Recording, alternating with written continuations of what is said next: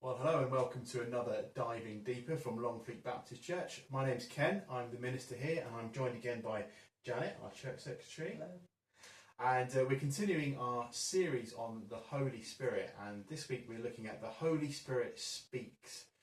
The Holy Spirit speaks, and really we're looking at how the Holy Spirit speaks through us, how he uses us as his sort of voice piece, as his mouthpiece. We're in 1 Corinthians 2.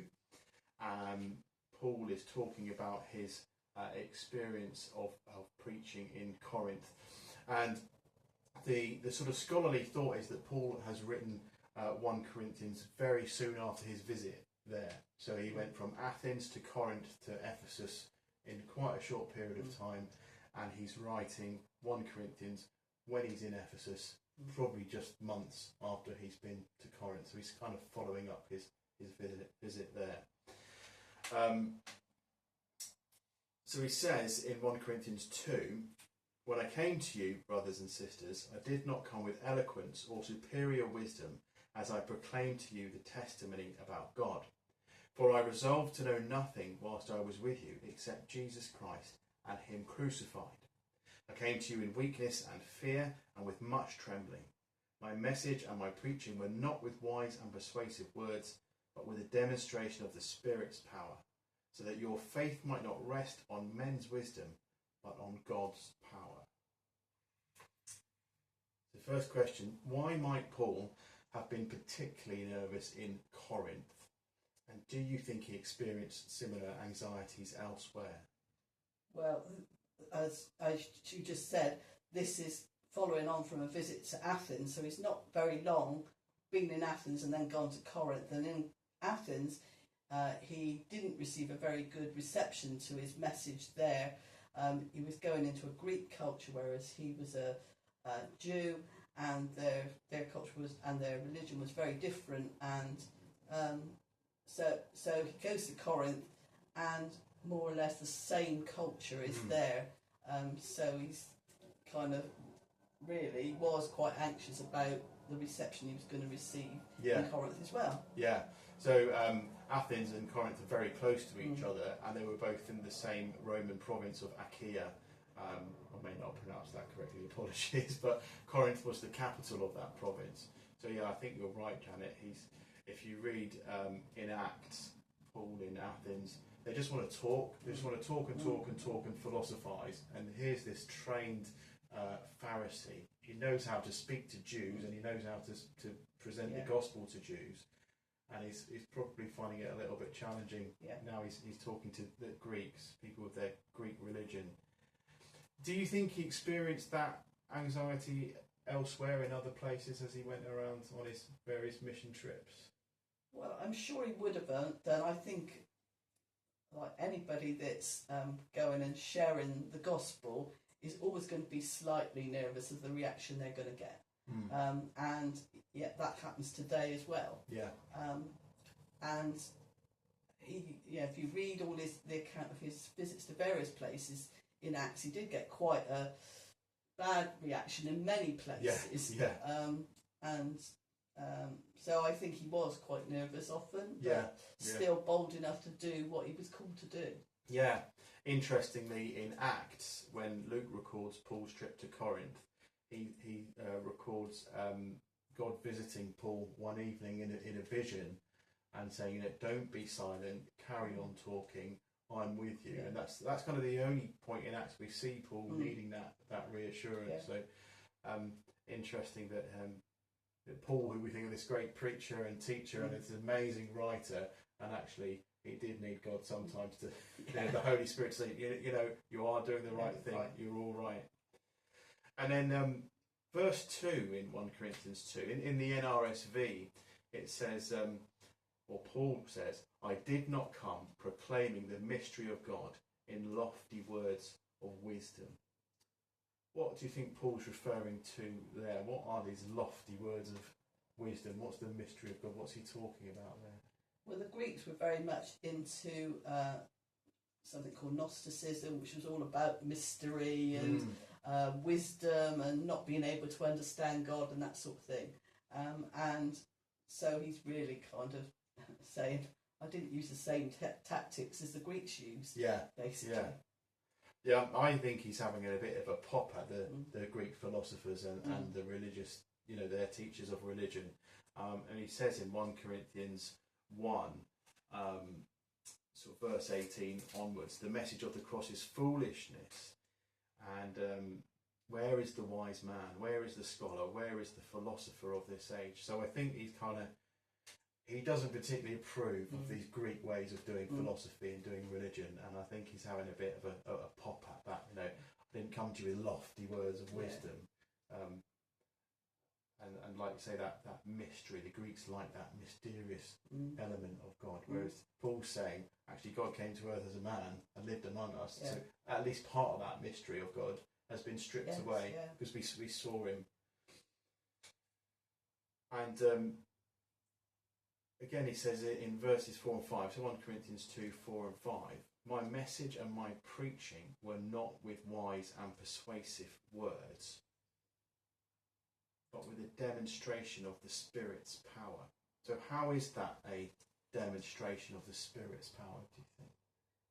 Well, I think one often thinks of you having to be the one that says all the right things in order to convince somebody of Christianity, but you have to always remember that the Holy Spirit's always there in the background working through you, and sometimes the most poor set of words that you can use actually is the thing that actually touches somebody's heart. I was saying on Wednesday that sometimes when I've preached here in the church, I felt that I didn't do a very good job, and then somebody afterwards has said to me, "Oh, that really spoke to me," what you said. Yeah. And so I realised then it's not actually me at all, but it's the Holy Spirit speaking. Yeah. Absolutely. I've heard Janet preach, and you're a very good preacher.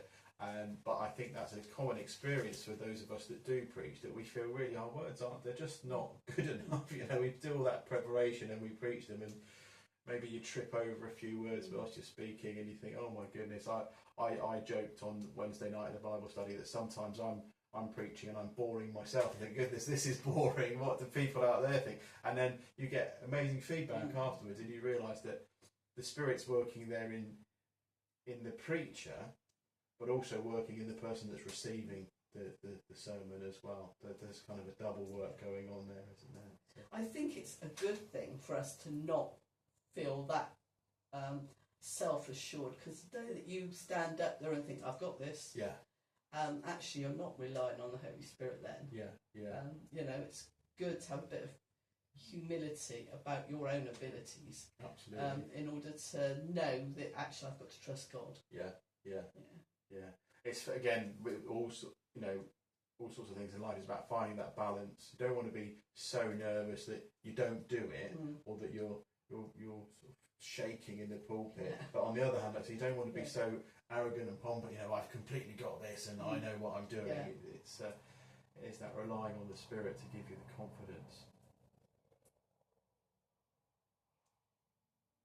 And it's interesting that the Corinthians obviously weren't very impressed by Paul speaking, because later on in his second letter to Corinthians in the Bible, he says that he's hearing messages saying that some say his letters are weighty and forceful. In other words, he writes well, but in his person he is unimpressive, and his speaking amounts to nothing. Almost as if, we've read his letters and they sound brilliant, but actually in person he's not very impressive at all. And you just feel a bit sorry for Paul that he got such criticism really from the people that he'd taken the message to. Yeah, when you mentioned that the other night at the Bible study, I went and looked it up in several different translations, and one of them says his speech is contemptible. And you think, this is Paul, who like the architect of Christianity, really. And we've got his writing, but they said when he spoke in person, his speaking was contemptible. That in a way that's reassuring to us, isn't it? That if he's considered by the people of Corinth to be this awful speaker, then it gives us some hope, doesn't it? But it's interesting that we see different people's views of Paul, because when he's in another place in Acts, he's talking so much and so forcefully that they think he's Hermes. They think he's the messenger of the gods.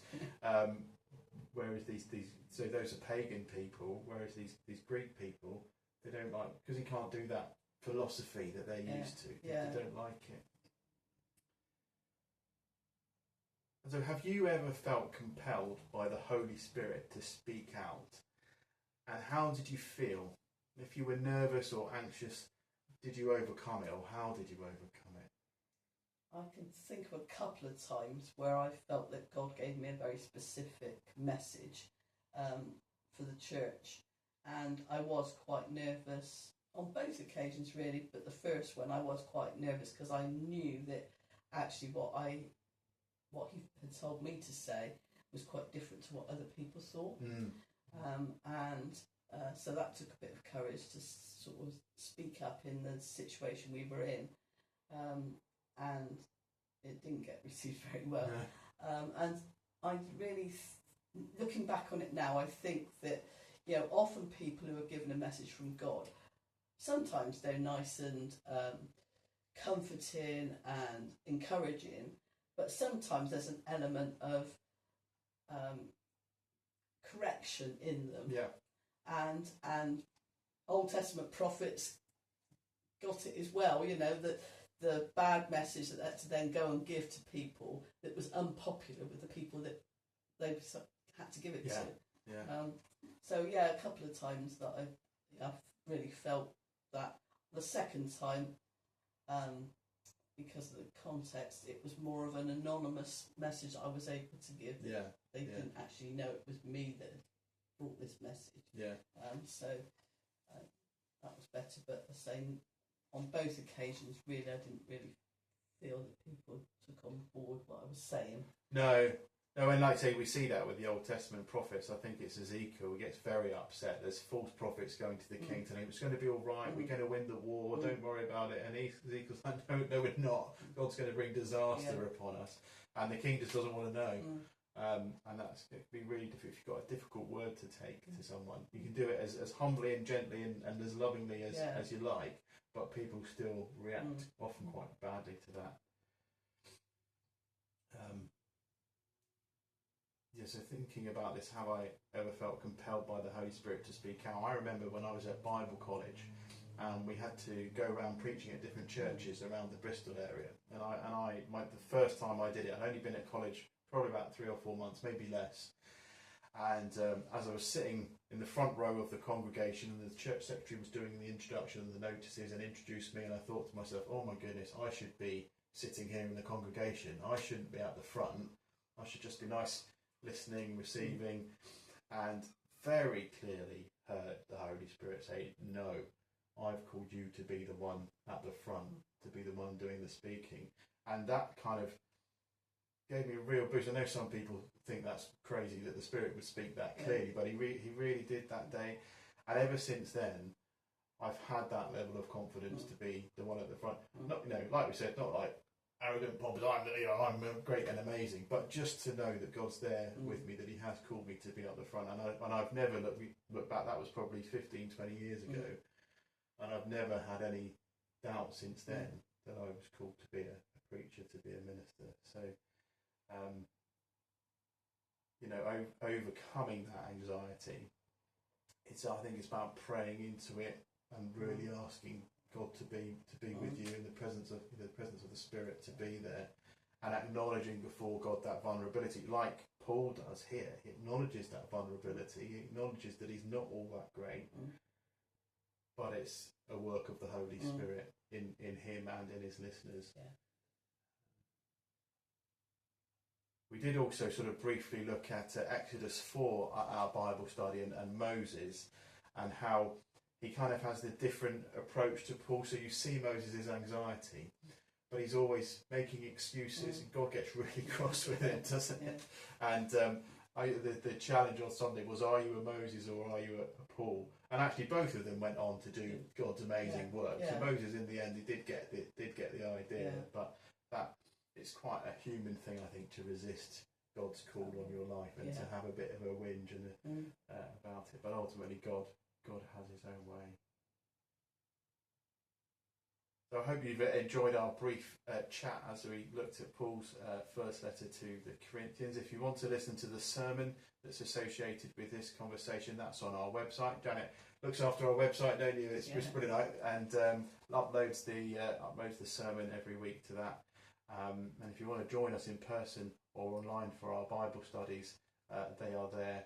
All the details are there on the website. We are going to pause our Bible studies for August, so if you're watching this in summer 2025, we're pausing our Bible studies for August 2025, but we will be back again in September.